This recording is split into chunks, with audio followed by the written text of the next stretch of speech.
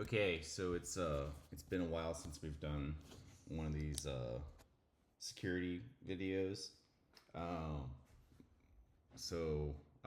yeah, I'm gonna kick it off with this expression eval. This was something that was disclosed, I guess, a couple days ago, and so as you can see, this is a pretty popular npm package. Last week it got 800,000 downloads, 700,000, 800,000. It's around that number. Why? Because it's used in all these packages, and obviously we're not seeing the full list here, but like there's LangChain and some others. Uh, Apparently, this is embedded in quite a few AI related tools, and so that's why this got attention, because everybody's doing AI. So basically, the whole purpose of this package is to safely, quote, safely eval math expressions, compute them, but don't run a lot of other random JavaScript. And the reason is because the end user might be feeding that expression. So this one is 2x plus 1.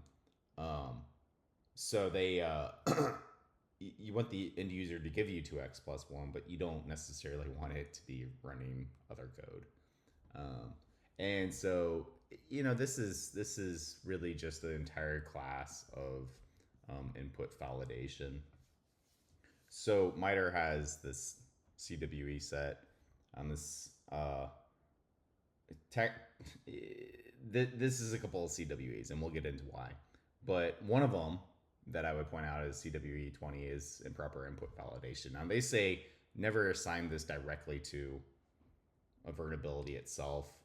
You probably want to pick something else, mainly because this becomes a grab bag of stuff. But just looking at the bad cop picture, you can kind of see what's going on. If you get bad data into the product, that's bad. But if you get bad data and the cop says no, then it doesn't get to the product. And so the GHSA that was issued for this is this guy, I think. So they think it's pretty big. They scored it at 8.6. MVD is currently listing it as a 9.8 critical, meaning hair on fire. But yeah, I mean it's bad. So I know you guys didn't come here to hear me talk, but let's go ahead and jump into some code. So this is some code. I just ripped this straight from their test. In fact, I think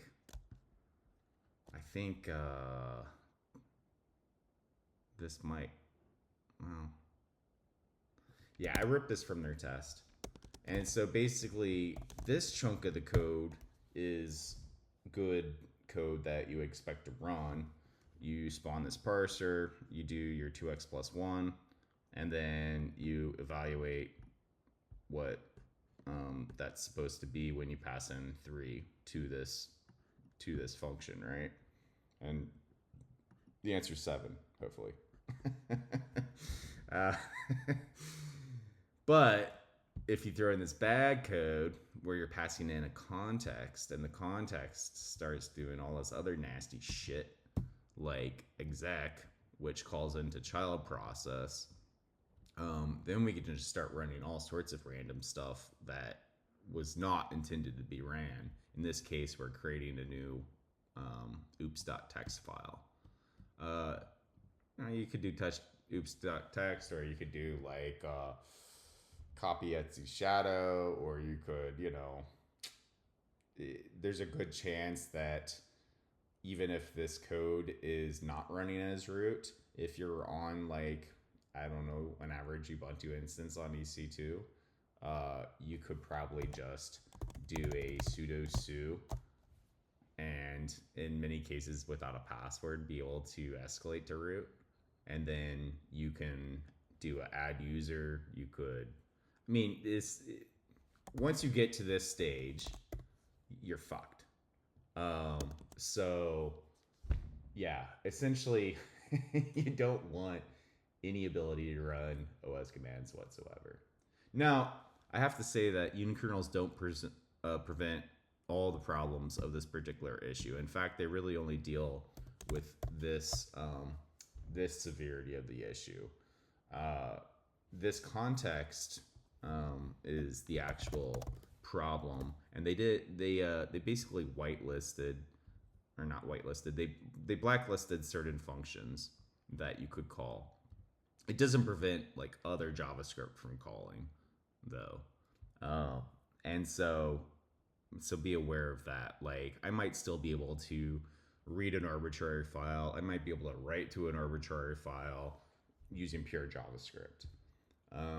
They're really concerned with more of like these OS exec command calls, and that's what the unikernel stops.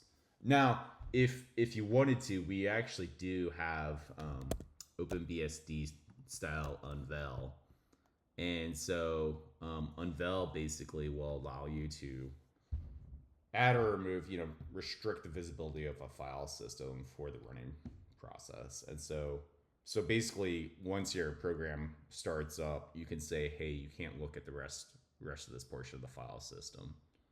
If you think there's sensitive things on the file system that somebody shouldn't be able to poke at, type of thing. So that can actually help in those other 10% cases that people are trying to abuse this call with. But real quick, I did see the GHSA, they marked the CWE on this as 94. That might change because it's not in the NVD, but it seems relatively correct to me. And that's the improper control of, it's cogent, right? And so in their example, you got the guy in the hoodie, and he passes in delete file, he prints the messages, but deletes the file. So yeah, this is a pretty good fit here. But let's go ahead and run this program. So this is what I'm looking at right now. I'm just going to go ahead and run node main.js. And as you can see, the oops file got created, which is not good. We don't want that. One thing I should state is if you are using JavaScript Node, this actually has not been fixed. A new package was made because the old authors haven't updated this for like 6 years. They went to Thailand or something. I don't know. But yeah, like last published 6 years ago. And this is actually a pretty big problem, especially in the NPM world, but in many other languages too, where there's this like open source abandonware problem, and something gets super popular, it gets embedded in like literally 250 things, and then the authors go ghost, and you have all these issues, and nobody could fix the actual real package. You literally have to like fork and create your own, and maybe that's not a problem for some people. I think other people aren't comfortable with that. So yeah, it's a big problem, and I think it affects NPM a lot more than other package ecosystems. But I showed you running in locally here on Mac. Now, if we do something like this, I'll show you the config. So we're just doing package.json node modules, and then we're appending our main.js. So it's the exact same thing running. What's going to happen is the good part, this 2x plus 1, that gets ran, but then we bill out right here because it's trying to create a new process. And if you're new to unikernels, we flat out don't support this. Like, we will never support this. It's kind of a defining characteristic of our operating system. We just flat out don't support it. We do support multiple threads. So if there's ever a case where you're using like a Rust or a Go or a Java or anything that has access to threads, you can eke out as much performance as you want through the use of multiple threads, and that's encouraged. What's not encouraged is spawning bin shell and piping some random crap to it. That's not cool. That just needs to die. And you know, it's a little bit of a tough love situation that we're doing. You know, some people are kind of used to this. Some people might be using tooling that does this. And yeah, again, like you can either use a native JavaScript way to do what you want to do, or you can use a library. In some cases, people will shell out of languages like JavaScript or Ruby or whatever, because they need something that's fast and written in C, and so they'll do that. But the proper way to do that is to link to that library instead, and then use the exported functions from that library rather than calling an external program itself. That's bad, and you should just stop doing that. But yeah, so this is just all to say that you know, whether it's CWE20 or whether it's CWE-94, at the end of the day, a lot of these can get mapped back to you know, OS command injection, because that is, at the end of the day, like the main attacker's desire. They don't really care about this code. Like, this is just the entry point to your server, and once they're on the server, then they can run their code, and that's their whole goal. And so yeah, you just want to prevent that as much as possible. But so yeah, this was today's video tutorial on, we're going to call it CWE-94 when it comes to NPM's expression eval. All right, till next time. Hopefully the next video comes sooner.